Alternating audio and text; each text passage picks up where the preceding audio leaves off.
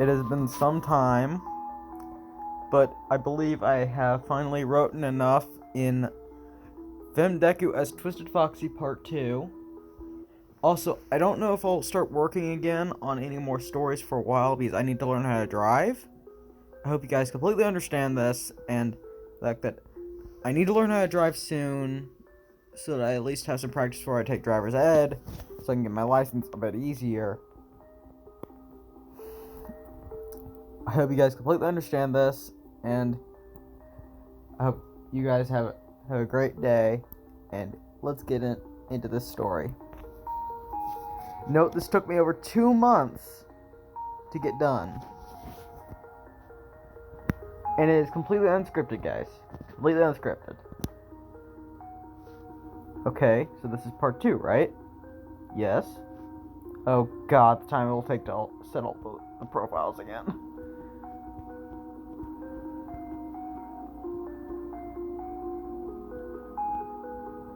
I'm finally done! There are so many profiles. So, where do we start, sir? ... Sir? Sorry, would you ask me? Where do we begin? Oh, yeah. Whispers in Dave's ear. Oh, okay. So that's where we begin. Ahem. We begin a few hours after part 1. After Michael taught all the animatronics that were shown in part 1 how to turn human.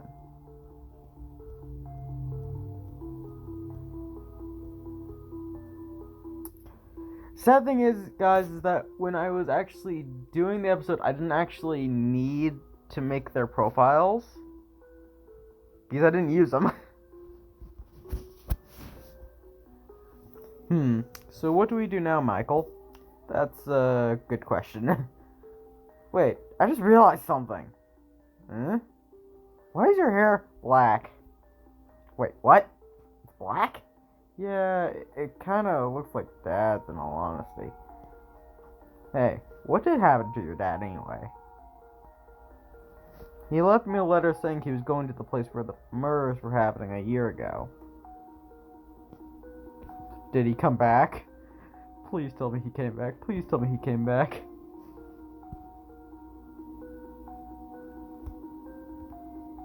No, it was later announced that he went missing. Sorry guys, I'm extremely tired.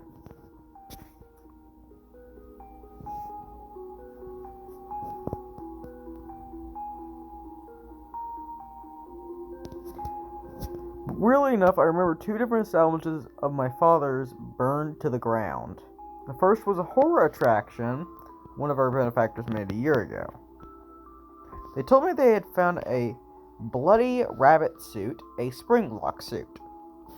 I know that's probably not... that sentence is not probably said correctly. I don't care.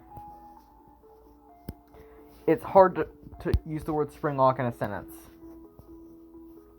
But what confuses me was that they said that they saw something inside of it. And I forgot to write this, but he is meant to say that they could not get the suit open because it was like welded shut pretty much. Like the spring locks had locked itself in and could not be reopened. But then that one burned down on the 6th day since it was open. Any casualties? Only one. The night guard. Now,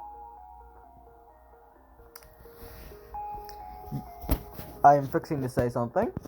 I feel I should explain, or well, Henry's saying something. In this universe, Michael worked at neither Pizzeria Simulator or Fnaf 3. Back to the story.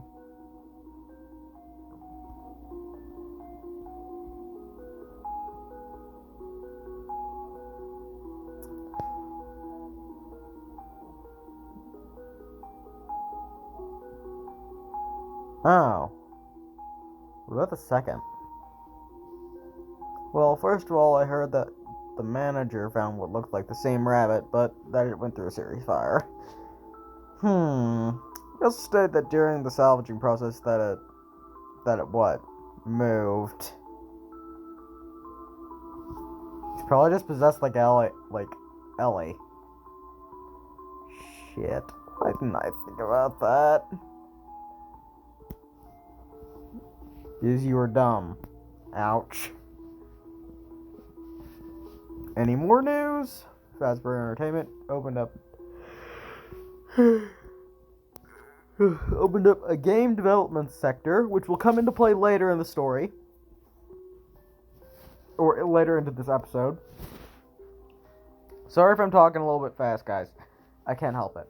I just want to get this out so that I can do the rest of my shit.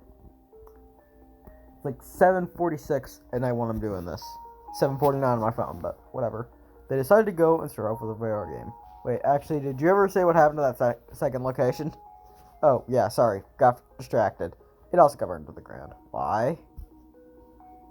I don't know. I think that the manager of the restaurant was a previous night guard of the franchise? Question mark. What was his name by chance? Wait, do that? What was his name by chance? Fritz Smith. Why? I'm doing a combination of theories, guys.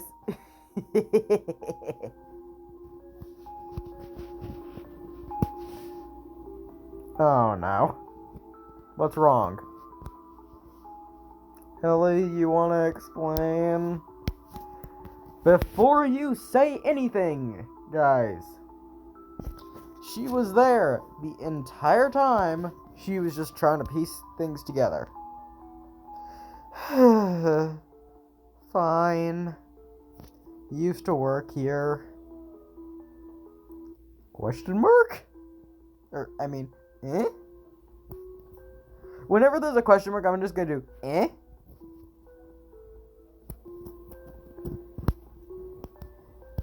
He probably went anyway. And Riley scared him a bit. Because that's the only thing they had to do. Scare him. In the fit of fear, he threw his water ball. It was open because he had just taken a drink at Riley. Oh. Riley then short-circuited. He had knocked out Fritz and brought him to the scooper.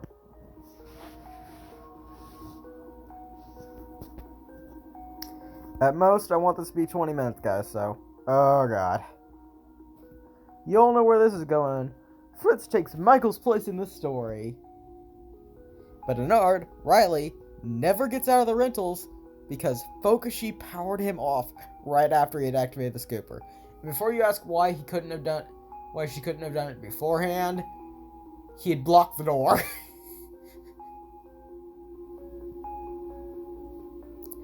And the vents were a Nard access only. As in, they were only small enough for him to fit inside. Because he can turn himself into wires. He just slowly rotted away. He was smart, though, and wore 5 to 7 pounds of makeup to hide the fact he was rotting.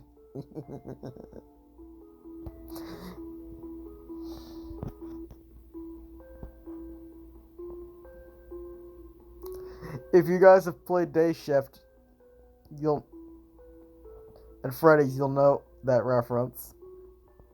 Or, well... Damn it, I already said it. He used a lot of perfume. He also used a lot of perfume. Before you ask, how else could he have gotten rid of the stench of his erotic corpse? You guys have to agree with me on that point. How else would he? Also, Fritz had a small tendency to burn things to keep calm. He didn't smoke, though. It basically took... the end of Pizzeria Simulator to fully realize what had happened and decided to end it all. The only thing is that Baby was not there. Because Baby, aka Elizabeth, was in the rental still, because she never escaped. Because Bernard is his own being.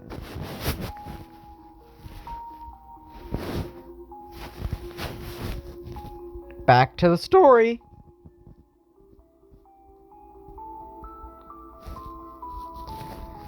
I'm really sorry, guys.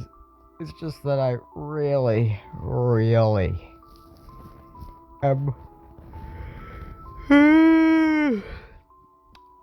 finally decided to reveal a bit more of the plot behind the Fnaf at you. I have been working since yesterday on overhauling this a bit.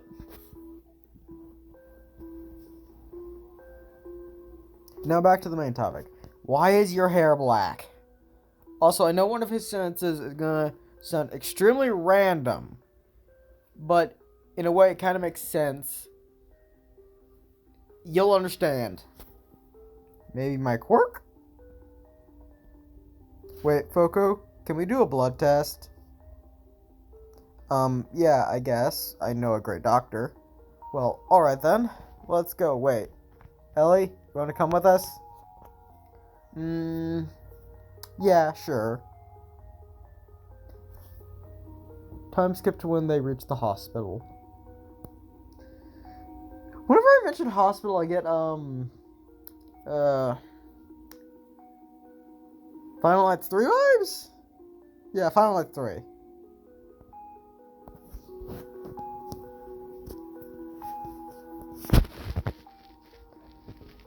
You can't blame me for getting the name, guys. There are two FNAF fan games that start with Final. One Final Hours and one Final Nights. So, time skip to when they reach the hospital.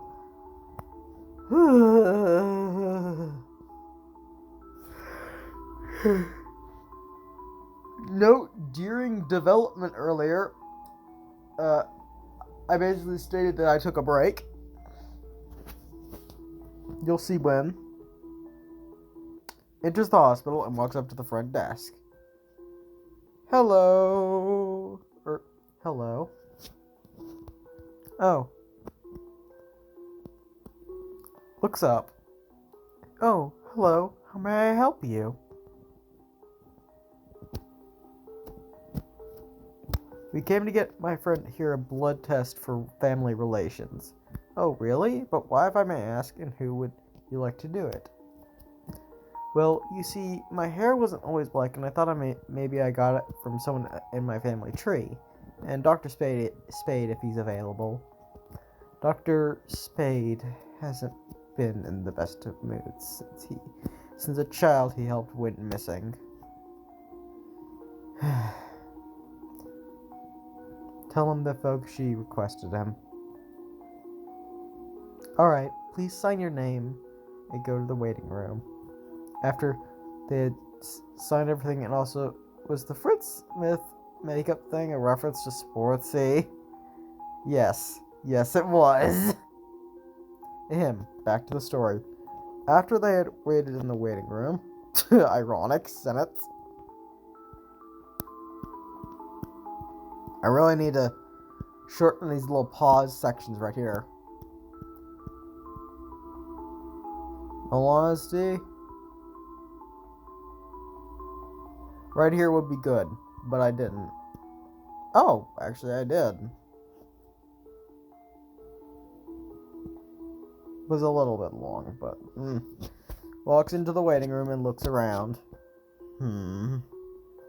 Sees the black-haired girl looking at him. In mind. She looks just like Fokushi, but older. Gets up and walks over with Michael Elizabeth. Hello, Spade. I'm sure I look familiar, as I did vanish almost 7 years ago.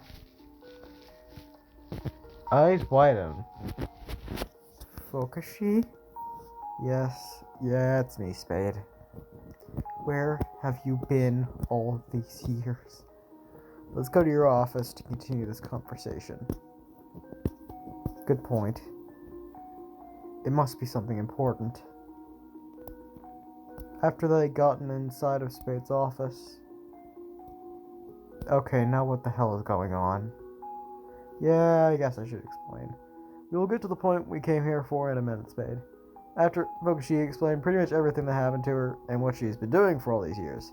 So yeah, that's pretty much it. Okay. So let me get this straight.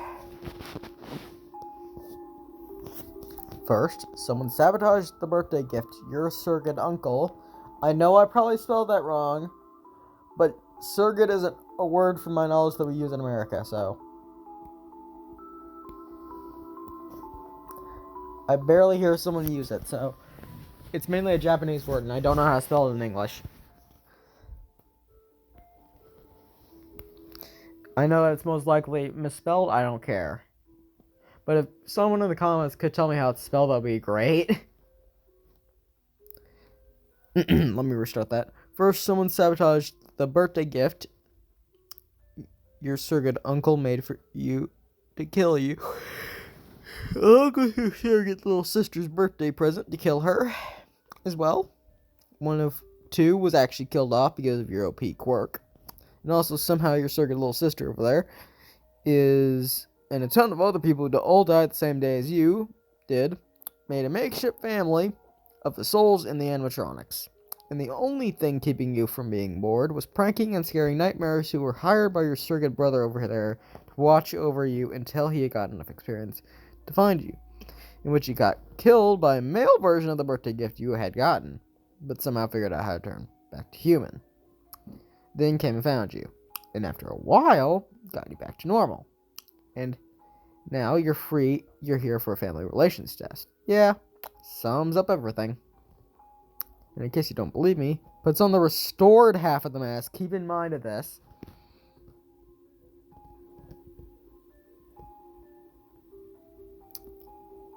Foku, your form is fixed. Wait, what? Transforms back. Okay, that was weird. Wait, put the decayed half on. Okay. Does so and transforms. Oh, okay, this is weird.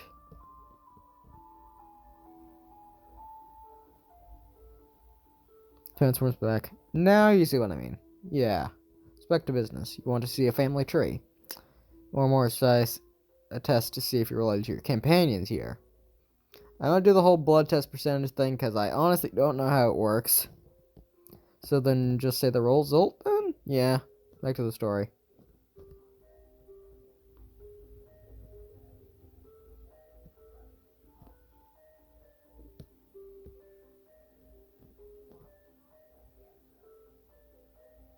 Okay, I'm back with the results. So let's see here.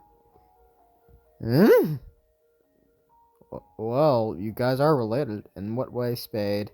You were cousins. Wait, on whose side of my family? Your mom. She apparently put hair dye in her hair, even if it barely concealed her true hair color. Why, though? Wait. Didn't Dad say something about her having a sister who really had a thing for muscles to a scary stalker kind of level, Ellie? Shit.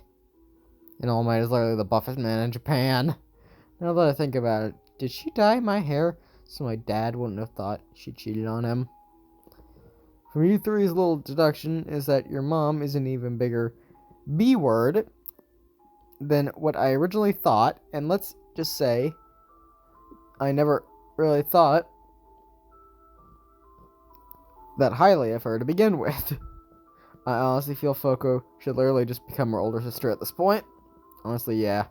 I mean, want me to get you those adoption papers? Sure, why not? Walks away to go get the papers. So you're going to be our big sister. Yep. Remember something, Foku? What is it, Ollie? What about the others? Oh, the others back at the rentals. It's true, I see them as family, too. Has an idea? Michael? Yes, Foku? What is it? Can the others from the rentals move in with us, too? Staring at him with the puppy dog eyes. God, what? Okay, fine. Whispered the next part. Good thing I expanded the house into the size of a mansion. Here's him. You did what to the house? Go. Yeah, I changed the house into a mansion. Michael. We are going to have a long talk. I know, but my excuse is that Dad gave me access to the family line budget. We have one of those? Yeah, the Actor family is huge in America, especially Utah. A lot of the family lives in Hurricane. If someone's read The Silver Eyes, you'll know that reference. I didn't know the family was that big. Oh, it's massive. So I'm about to legally be your older sister. I want to know, how do I have access to Fazbear Entertainment? Yeah, you most definitely do. Dad literally said that if he could, he would have adopted you. So how much position are we talking? You can test a new game coming out before it comes out, and you have power over any restaurant manager in the...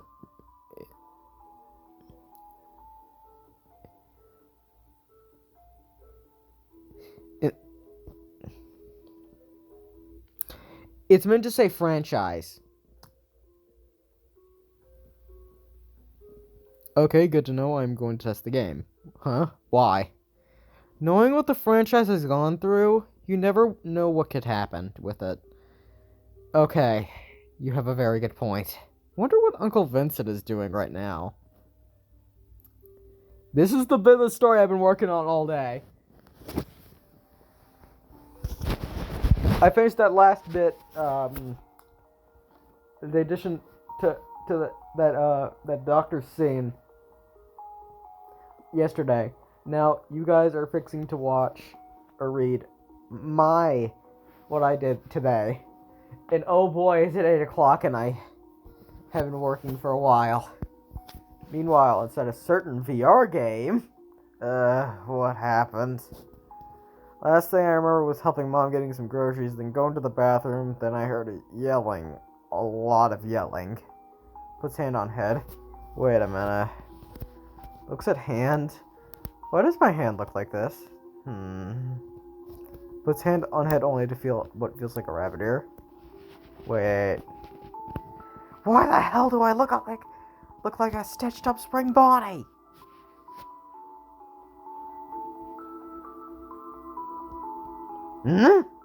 Another corridor door. Here's yelling. What the? I thought I was the only sentience in this stupid game. At least I'm still alive. Starts walking to the yelling. Now let's see who started yelling.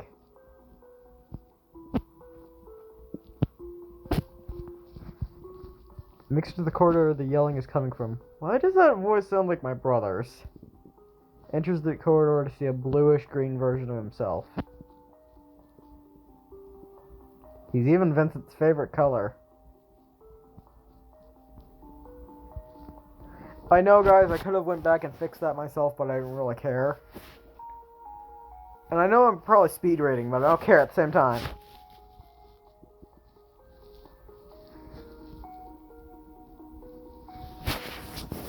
Dang, I actually managed to make it an hour in on this Princess Quest theme. Hello? Who are you? You kind of sounded like Will. My name is William.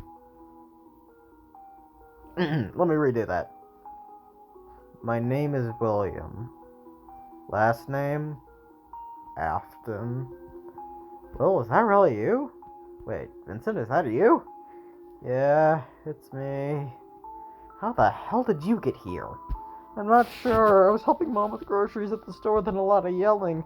I think I was in the bathroom when the door busted open, and I think I saw a man with an insane grin and AK-47. I think he shot me a couple times before he either hit me in the head or in the heart.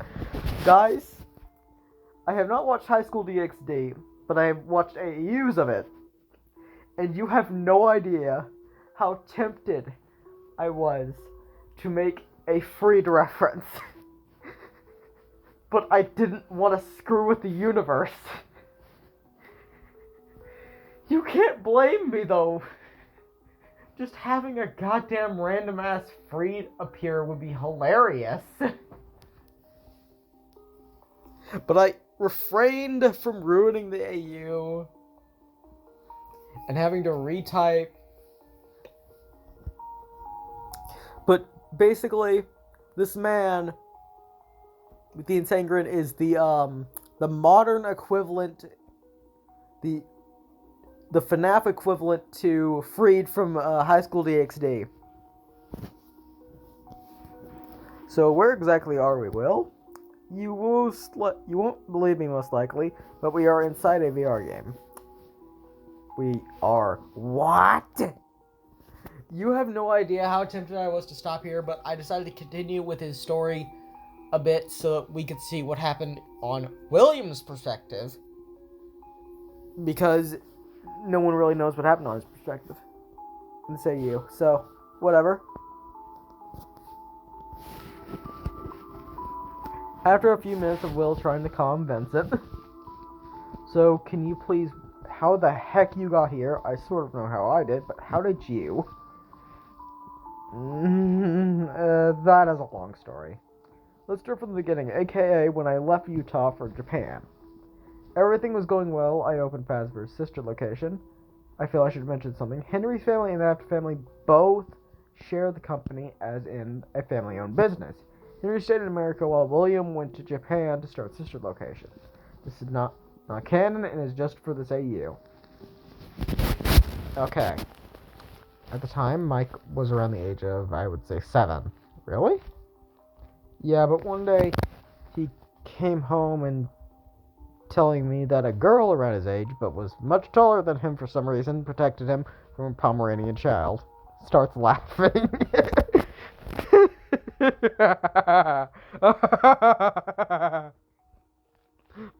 Pomeranian child. Still laughing slightly. Yeah, that's how Michael described him. But back to the story. Michael told me how they became great friends and also mentioned at the time something about her parents neglecting her. I want to hug this child. Note, Vincent has went to Japan occasionally to visit his brother and his family, but he never once met Fukushi while there. Back to the story. I had the exact same thoughts when I first met her. Over the years, we all got extremely close with each other.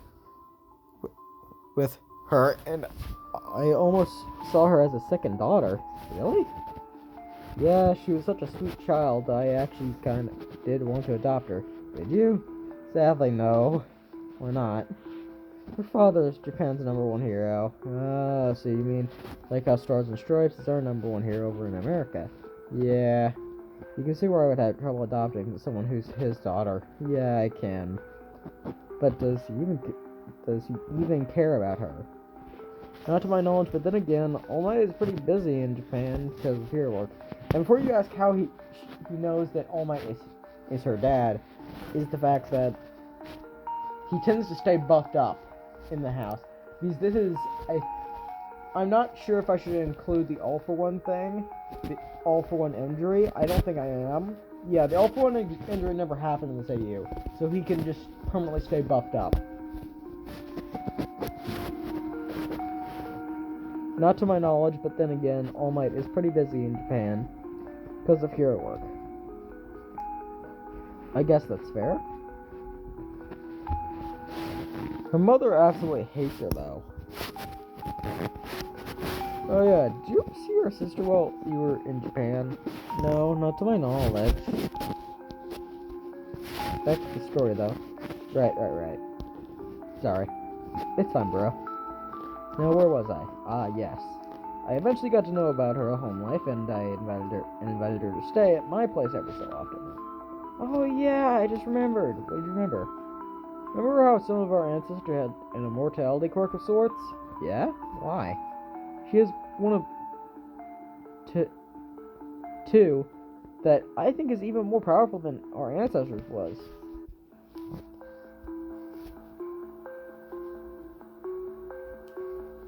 Here's a clear picture of what they look like.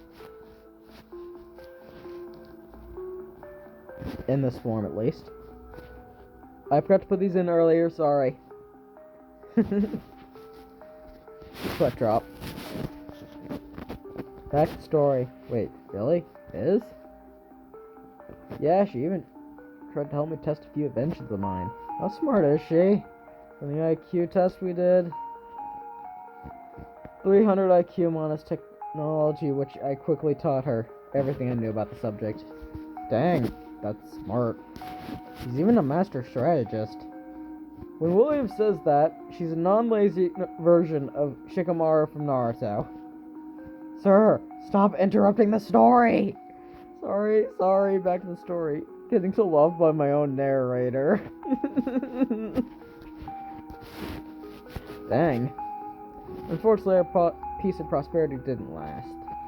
What do you mean? Remember something. Is this why you haven't called in a year? Yes.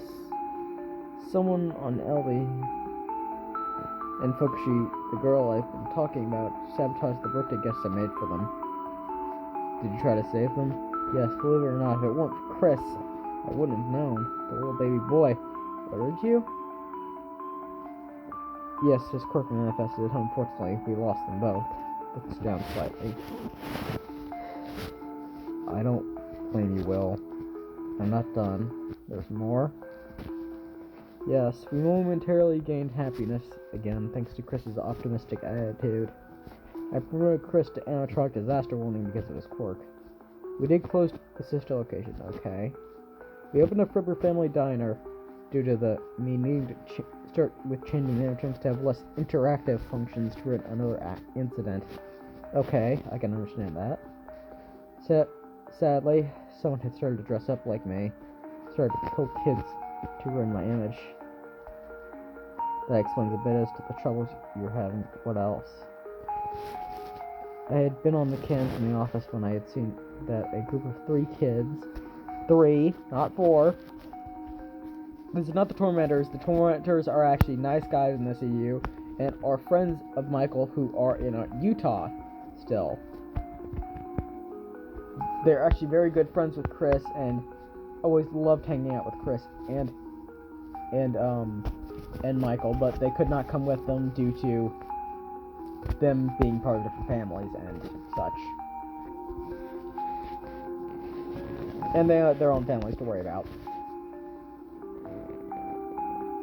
I had been on the cams in the office when I seen that a group of 3 kids picked up Chris and were taking him towards Fredbear. What happened? They put his head inside of Fredbear. He was scared and started to yell for me and Michael to come and help. Chris has grown up in this AU a bit, so he was not a crybaby. When we both got there, it was too late. We heard Chris say that Fredbear was sabotaged, and he saw what was going to happen in the next few seconds. Oh god, no. I ran to try and stop it, but just as soon as I did, Chris said goodbye. His head was bitten / crushed. Yes. After a while standing there in pure shock, I rounded up the culprits, interrogated them. They said they were paid to bully Chris, but they didn't intend for it to happen. Nevertheless, I called the police to inform them of the situation. Heck, they even brought in one of the most trustworthy heroes in my honest opinion. Who? Razorhead. Ah, I've heard of him. An underground hero known for his unique ability to cancel non-mutation type quirks. Oh yeah, and Fukushi actually said the reason our quirks were less powerful than our ancestors was because we needed a trigger. Oh, okay. Coughs IRL. This is what I was talking about earlier, guys. When I said that I was taking a break. Oh, we're nearly done. You okay, sir? Yep, just a bit dehydrated and sleepy. Here, everyone, sorry. A couple minutes later. Okay, I'm back and I've now eaten and have a water bottle next to me. Speaking of which, I need to take a drink.